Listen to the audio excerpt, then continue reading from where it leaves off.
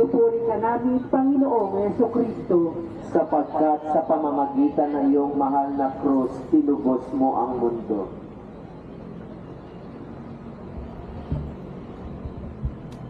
Sumainyo ang Panginoon. at sumaiyo rin. Ang mabuting balita ng Panginoon ayon kay San Juan. Papuri sa iyo, Panginoon. Si Jose na taga-Arimatea ay nagsadya kay Pilato upang humingi ng pahintulot na makuha ang bangkay ni Jesus.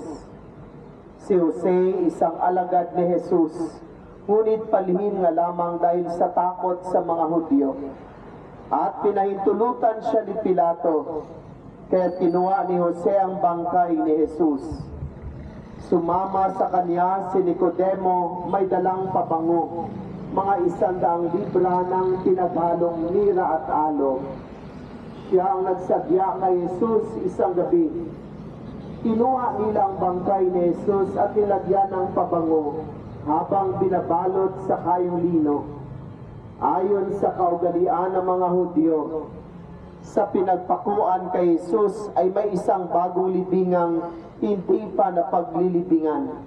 Yamang nooy araw ng paghahanda ng mga Hudyo, at dahil sa malapit naman ang libingang ito, doon nila inilibing si Jesus. Ang mabuting balita ng Panginoon. Pinupuri ka namin, Panginoong Jesucristo.